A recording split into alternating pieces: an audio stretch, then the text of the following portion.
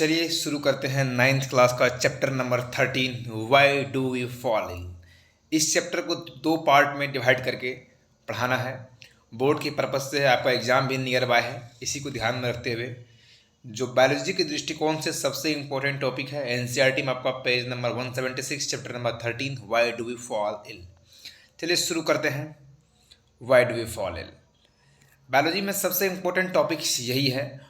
ठीक है, ये तो सिग्निफिकेंस दे रखा है कंसेप्ट। इसमें चार चीज़ अपन पढ़ेंगे। सबसे पहले पढ़ेंगे सिग्निफिकेंस ऑफ हेल्थ, हेल्थ का क्या सिग्निफिकेंस है। सेकंड टॉपिक आपके पास डिजीज एंड इट्स काउज, ठीक है, कौन सा डिजीज क्यों होते हैं, करने के लिए कौन सा पैथोजन रिस्पॉन्सिबल है। थर्ड आपके पास है इन्फेक्शियस डिजीज, कौन सा डिजीज इन्फेक्शियस है कौन नॉन इन्फेक्शियस है।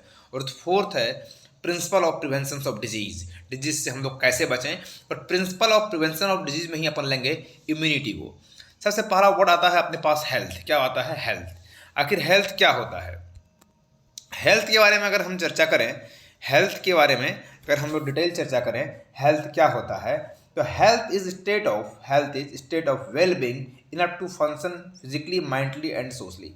जब आप पढ़ेंगे एनसीईआरटी तो आपको वो बोलेगा कि हेल्थ का मतलब होता है physically, mentally and socially well being.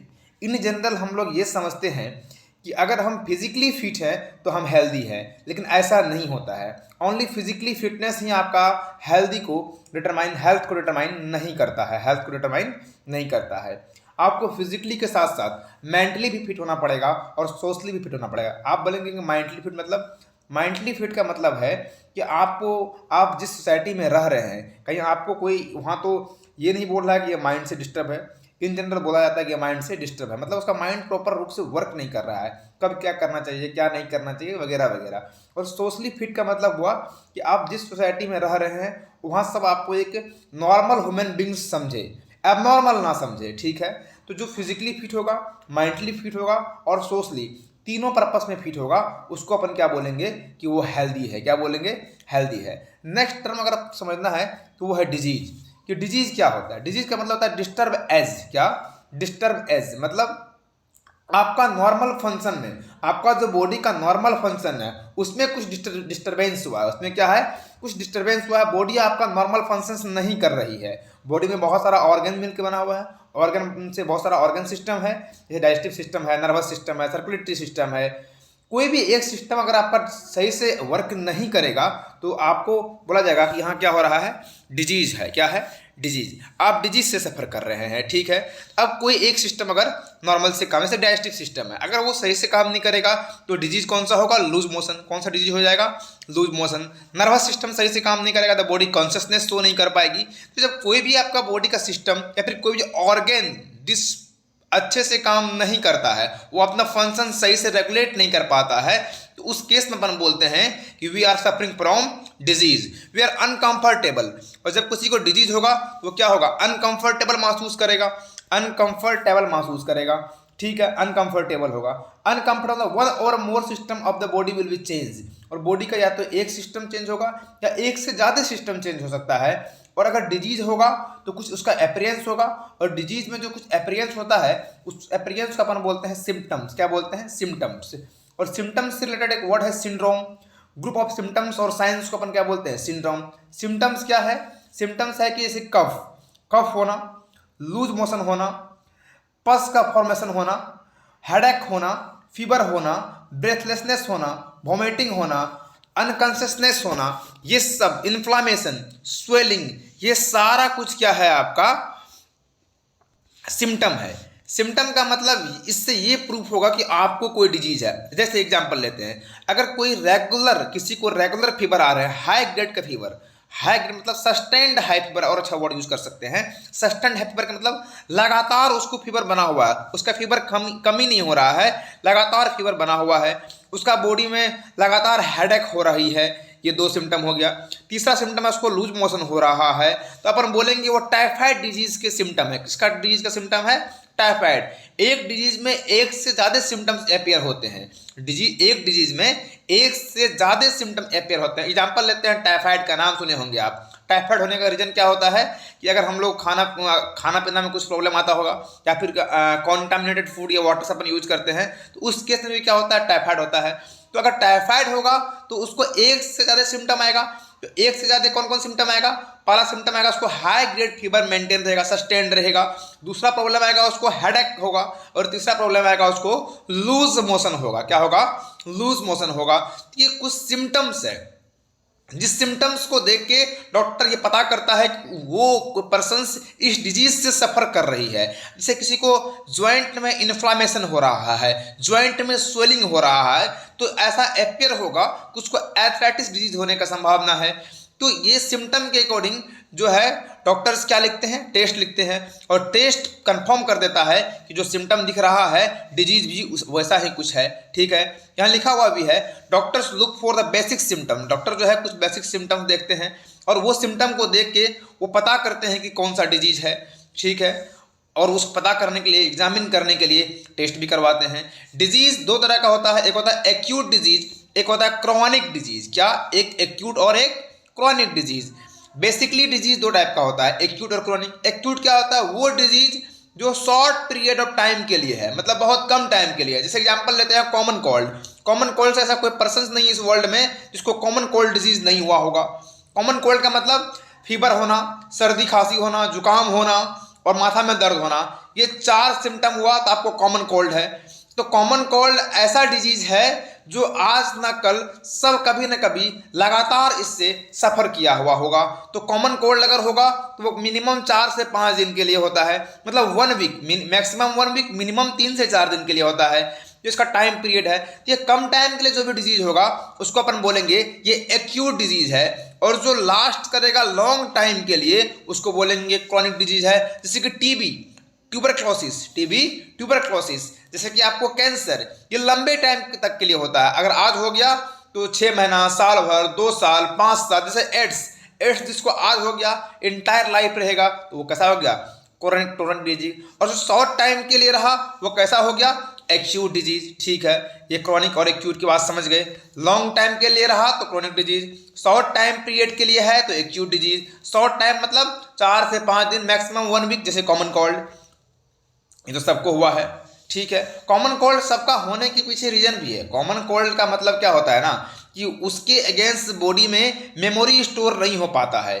ठीक है, मेमोरी स्टोर नहीं होने का मतलब डिजीज जो बॉडी में हुआ बॉडी उसको पहचान नहीं पाया नेक्स्ट टाइम, इसीलिए फिर से हो जाता है। तो ये डिजीज जो होता है किसी को, आखिर होने का रीजंस क्या है, उसका प्रिवेंशंस क्या है, वो नेक्स्ट पार्ट में पढ़ेंगे।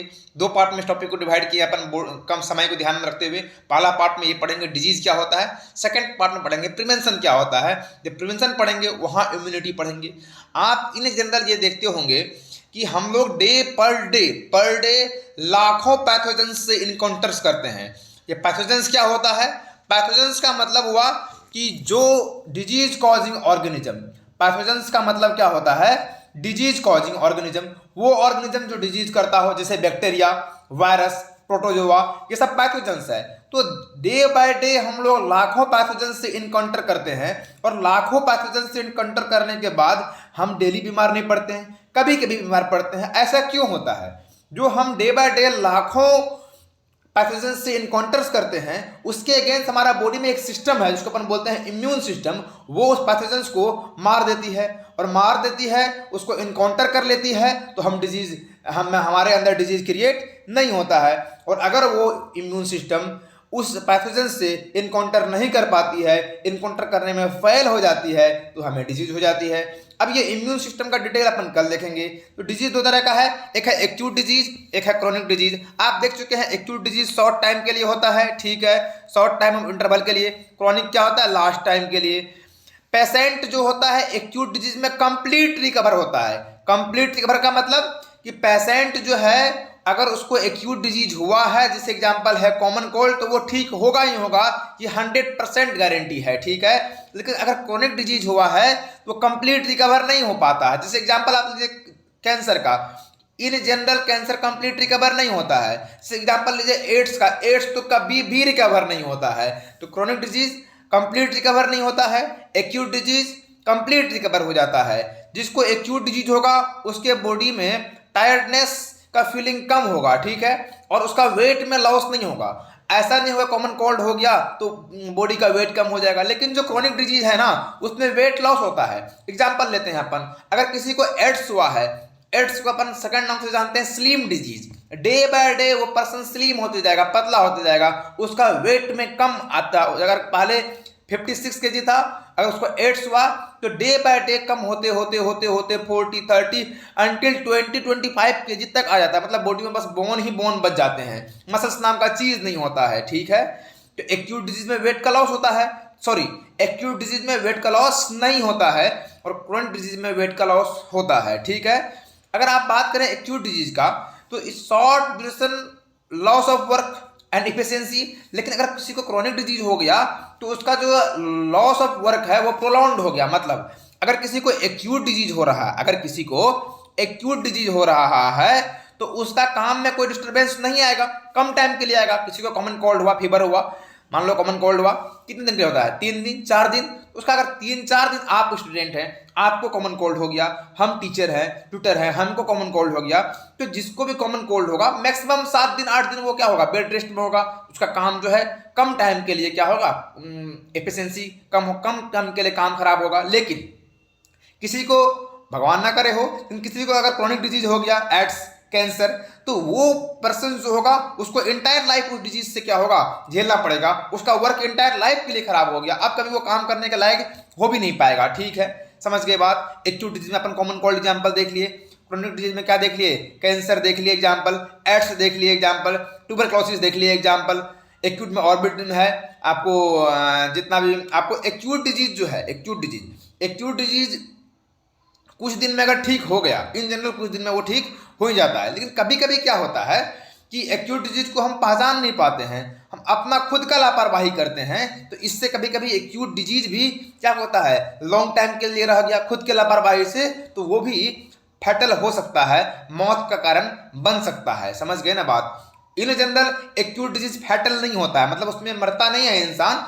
क्रोनिक डिजीज में तो मरना 90% फिक्स रहता है। लेकिन अगर एक्यूट डिजीज किसी को हुआ, ठीक है, किसी को एक्यूट डिजीज हो गया, अब अगर एक्यूट डिजीज किसी को हो गया लेकिन वो पर्सन क्या कर रहा है, वो पर्सन आपको उस एक्यूट डिजीज को समझ गया कि एक्यूट डिजीज हुआ है, लेकिन वो उसको अंठा दिया, मतलब वो उसको इग्नोर कर दिया लंबे टाइम के लिए। अगर एक्यूट डिजीज को लंबे टाइम के लिए आप इग्नोर कर रहे हो तो वो एक्यूट डिजीज भी मौत का कारण बन सकता है, फैटल हो सकता है। आखिर डिजीज का काउज क्या है, what is the cause of disease? Most of the disease have many causes rather than one single causes like unclean water। अगर आप सही पानी नहीं पिएंगे तो सही पानी नहीं पीने से क्या होगा, आपको टाइफाइड नाम का डिजीज होता है। समझ रहे हैं बात, ठीक है। न्यूट्रिशमेंट मतलब अगर आप सही से बैलेंस डाइट नहीं लेंगे, सही से न्यूट्रिशन नहीं लेंगे, उससे आपको डिजीज होने का संभावना बन सकता है। अगर आप सही से न्यूट्रिशन नहीं लेंगे, आपका बॉडी का ताकत कम हो जाएगा, इम्यून सिस्टम कम हो जाएगा, तो पैथोजन जो उस पर अटैक करेगा बॉडी पे, तो वो डिजीज कॉज कर देगा। Genetic difference, genetic abnormalities example based on cause of disease, 2 types of disease, एक है नॉन इन्फेक्शियस डिजीज और एक है इन्फेक्शियस डिजीज। अब जेनेटिक काउज का मतलब क्या हुआ कि अगर किसी भी इंसान जेनेटिकली क्या है, एबनॉर्मल है, जेनेटिकली उसका इम्यून सिस्टम क्या है, कमजोर है, उसका इम्यून सिस्टम ही क्या है, जेनेटिकली कमजोर है, तो उसको पैथोजन बहुत जल्दी इफेक्ट कर देता है। अब डिजीज होने का कारण क्या होता है, डिजीज होने का कारण क्या, what is the cause of disease? और अच्छे से अगर समझें तो 3 बात है, उसको ये भी बोल सकते हैं health is affected by, health आपका इफेक्ट कैसे होता है। हेल्थ इफेक्ट होने का बहुत कारण हो सकता है, ये कॉज ऑफ डिजीज। पहला कारण हो सकता है हेल्थ इफेक्ट होने का कि वो इंसान जेनेटिक डिसऑर्डर उसमें हो, या फिर उसका लाइफ स्टाइल सही नहीं हो। लाइफ स्टाइल सही नहीं होने का मतलब कब खाना खा रहा है, क्या खा रहा है, कौन सा पानी पी रहा है, उसको कुछ भी नहीं पता है, जिसका लाइफ स्टाइल भी सही नहीं होगा, जेनेटिक डिसऑर्डर भी हो सकता है। तो डिजीज होने का बहुत कारण हो सकता है, ठीक है। कॉज ऑफ डिजीज भी देख लिए। अपने पास 2 तरह का डिजीज है, एक है इन्फेक्शियस डिजीज, एक है नॉन इन्फेक्शियस डिजीज। मतलब वो डिजीज जिस cause by infecting agent, mostly internal और नॉन इन्फेक्शियस काउज कैंसर, ठीक है। अगर इन्फेक्शियस डिजीज भी होता है, non infectious disease not cause by infectious agent, mostly internal और नॉन इन्फेक्शियस डिजीज, जैसे एग्जांपल है कैंसर। कैंसर जो है वो नॉन इन्फेक्शियस डिजीज है, मतलब कैंसर किसी को अगर है तो आपको घबराने की बात नहीं है, वो एक दूसरे से नहीं फैलता है। लेकिन दुनिया में मौत होने का सबसे बड़ा कारण क्या है, कैंसर है। मौत होने का सबसे बड़ा कारण क्या है दुनिया में, कैंसर है। लेकिन कैंसर कैसा डिजीज है, इन्फेक्शियस या फिर नॉन इन्फेक्शियस, तो कैंसर है नॉन इन्फेक्शियस डिजीज। कैंसर एक दूसरे से नहीं फैलता है, कैंसर एक दूसरे से नहीं फैलता है, लेकिन मौत होने का सबसे बड़ा कारण वही है। अब कुछ नॉन इन्फेक्शियस डिजीज, ठीक है, इन्फेक्शियस डिजीज ये देख लिए cancer. Infectious disease cause by infectious agent, infectious disease को करने के लिए कुछ एजेंट है जो डिजीज को करता है। जैसे एग्जांपल देखते हैं अपन टाइप्स ऑफ डिजीज में। पहला डिजीज अपने पास बैक्टीरियल डिजीज। बैक्टीरियल डिजीज में कौन कौन सा डिजीज है, टाइफाइड, कॉलेरा, ट्यूबरक्लोसिस, एंथ्रेक्स, ये सब बैक्टीरियल डिजीज है। एक्ने मतलब जो पुबर्टी के टाइम में जो पिंपल्स हो जाता है चेहरा पे, उसको बोलते हैं एक्ने। ये सब बैक्टीरियल डिजीज है, बैक्टीरियल डिजीज का लिस्ट है, आपको उसको रिमेंबर करना है। वायरल डिजीज है जैसे कॉमन कोल्ड, कॉमन कोल्ड भी क्या है, वायरल डिजीज है। तो कौन सा वायरस करता है कॉमन कोल्ड, तो आपको याद रखना है rhino virus, rhino virus, rhino RHINO, rhino virus. तो कौन करता है, राइनो वायरस। तो जो राइनो वायरस है वो कौन करता है, कॉमन कोल्ड। तो वायरस का नाम याद नहीं करना है, लेकिन इन जनरल कभी कभी पूछ देता है कि कॉमन कोल्ड कॉजिंग वायरस का नाम पूछेगा, तो आप क्या बोलेंगे, राइनो वायरस। कौन सा वायरस, राइनो, RHINO लिख लें आप, ठीक है। और भी वायरल डिजीज है, इन्फ्लुएंजा, डेंगू, एड्स। एड्स का नाम सुने होंगे आप, ये नॉन इन्फेक्शियस इन्फेक्शियस डिजीज है, ठीक है। ये एड्स का फुल फॉर्म क्या होता है, एक्वायर्ड इम्यूनो डिफेंसी सिंड्रोम। क्या, acquired immuno डिफेंसी syndrome. Acquired immuno डिफेंसी syndrome क्या हो गया, एड्स हो गया। समझ गए बात। एड्स कैसा डिजीज है, वायरल डिजीज है, और वायरल में कैसा है, इन्फेक्शियस डिजीज है।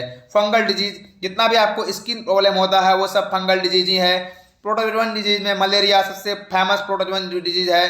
काला जर भी क्या है, प्रोटोजोअन डिजीज है।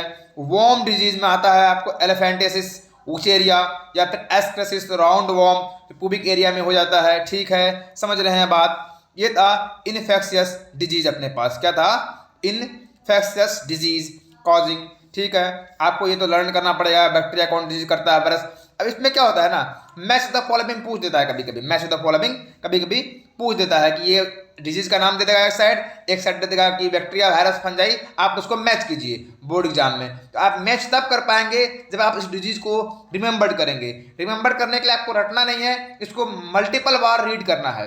बायोलॉजी को पढ़ने का आसान तरीका ये होता है कि आप उसे रटने के तरीके से ना पढ़ें। अब बोलेंगे सर क्या बोल रहे हैं, सब तो ये बोलता है बायोलॉजी रटने वाला चीज़ है। नहीं, बायोलॉजी रटने वाला चीज़ नहीं है। बायोलॉजी आप अगर मल्टीपल बार रीडिंग करेंगे तो मल्टीपल रीडिंग से आपका ब्रेन में मल्टीपल सिग्नल जाएगा, और ब्रेन में जो सेरिबलम है जब मल्टीपल बार वो ट्रेंड होता है तो ट्रेंड होने के बाद वो इन्फॉर्मेशन को सेरिब्रम में इकट्ठा कर लेता है। तो अगर आप एक ही टाइम में बार बार पढ़ रहे हैं, जैसे कि बैक्टीरियल डिजीज, टाइफाइड, जैसे हम लोग इन जनरल पढ़ते हैं, अगर आप ऐसे पढ़ रहे हैं तो आपका ब्रेन इसको मल्टीपल रीड नहीं मानेगा, इसको सिंगल काउंट मानेगा। क्या मानेगा, सिंगल काउंट मानेगा, ठीक है। जैसे एग्जांपल लेते हैं, जैसे मेरा ये वीडियो यूट्यूब पे है, अगर आप इसको लगातार बार बार देखेंगे तो यूट्यूब वाला उसको मल्टीपल व्यूज नहीं मानेगा, उसको एक बार एक सिंगल व्यू मानेगा, ठीक है। अगर लेकिन आप अगर ऐसा करें, एक बार अभी देख लें, एक बार 1 घंटे के बाद, एक बार 2 घंटे के बाद, हम ये नहीं बोल रहे, आप देखिए एग्जाम्पल बता रहे हैं आपको, ठीक है। तो अगर आप टाइम इंटरवल के बाद देख रहे हैं तो इसको मल्टीपल व्यूज मानेगा यूट्यूब। वैसे बॉडी का जो ब्रेन है, बॉडी का जो ब्रेन है, आप जानते हैं ब्रेन का 2 पार्ट, एक सेरिब्रम और एक सेरिबलम। पहले आप कोई चीज़ अगर लर्न करते हैं तो आपका सेरिबलम ट्रेंड होता है, और बार बार अगर आप लर्न करेंगे, बार बार रीडिंग करेंगे तो सेरिबलम ट्रेंड होगा, और सेरिबलम जब ट्रेंड होगा तो इन्फॉर्मेशन को सेरिब्रम में क्या करेगा, इकट्ठा करेगा। सेरिबलम ट्रेंड होकर इन्फॉर्मेशन को सेरिब्रम में इकट्ठा कर देगा। जब एक बार सेरिबलम ट्रेंड अच्छे से हो गया, इन्फॉर्मेशन को सेरिब्रम में इकट्ठा कर दिया, तो अब उसे आपको वो लाइफ टाइम याद हो जाएगा चीज़। तो बायोलॉजी को आप ऐसे ना पढ़ें कि एक बार बैक्टीरियल डिजीज हुआ, टाइफाइड, ऐसे नहीं। बायो को पढ़ने का आसान तरीका है जो हमने 7-8 साल में सीखा कि बायो पढ़ने का आसान तरीका क्या होता है कि आप एक बार पूरा अच्छे से रीड कर लीजिए, bacterial disease, typhoid, cholera, tuberculosis, anthrax, ठीक है। Viral disease, common cold, dengue, AIDS, fungal disease, skin causing, protozoan disease, malaria होता है, वॉर्म डिजीज, एस्ट्रेसिस होता है, एलिफेंटियासिस होता है। एक बार आपने पढ़ लिया, फिर आप इसे अपना कॉपी पर लिखने का प्रयास करें, फिर कुछ टाइम के बाद 1 घंटा, 2 घंटा, 6 घंटा बाद फिर एक बार आप पढ़ लिए। ऐसे पढ़ने में क्या होगा, आपको जोर भी कम पड़ेगा और अच्छे से याद भी होगा। मल्टीपल ट्रेंड में होगा ब्रेन, तो मल्टीपल ट्रेंड से आप लॉन्ग टाइम तक याद कर पाएंगे। एक बार आप इस ट्रिक को अप्लाई करके देखें, ठीक है। ये एक पार्ट आपका कंप्लीट हुआ। नेक्स्ट पार्ट में इस टॉपिक को और कंप्लीट करेंगे, जो बचा हुआ है दो पार्ट में डालेंगे। तो अभी आपका बोर्ड एग्जाम होने वाला है, इस चीज़ को ध्यान में रखते हुए हम इसको रैपिड क्लास ले रहे हैं, ठीक है। हर एक टॉपिक को कवर करेंगे 10-15 दिन के अंदर। आप जो भी टफ टॉपिक है पहले उसको कवर करेंगे, फिर जो इजी टॉपिक है उसको बाद में कवर करेंगे। आपको अगर इसी तरह का वीडियो देखना है और अगर आपको इसमें कोई डाउट हो, अगर इसमें कोई भी चीज़ डाउट हो, कोई चीज़ समझ नहीं आए, तो मेरा जो व्हाट्सएप नंबर है, ठीक है, आप उस पर इस चीज़ डाउट को पूछ सकते हैं, कभी भी पूछ सकते हैं, जब भी आपको मन हो तो आप व्हाट्सएप डिजिट पे पूछ सकते हैं, सॉरी व्हाट्सएप नंबर पे 94 है 61699918, ये मेरा व्हाट्सएप नंबर है। आप इस पे जो है कभी भी एनी टाइम एनीवेयर 9461699918 कभी भी आप पूछ सकते हैं, कोई प्रॉब्लम नहीं है। और इसी तरह का वीडियो देखने के लिए आप मेरा चैनल को सब्सक्राइब कर लीजिए, अभी जो चैनल पे आप देख रहे हैं निर्मल वत्स, और नोटिफिकेशन को ऑन कर दीजिए। आपका जितना भी टॉपिक है सबको कवर किया जाएगा, ठीक है। उम्मीद करते हैं आपको समझ में आया होगा। अगर कुछ समझ में नहीं आया तो आप व्हाट्सएप नंबर पर डायरेक्टली हमसे डाउट पूछ सकते हैं, ठीक है। आपका सारा डाउट्स क्लियर किया जाएगा, ठीक है। अभी तक के लिए इतना ही, धन्यवाद।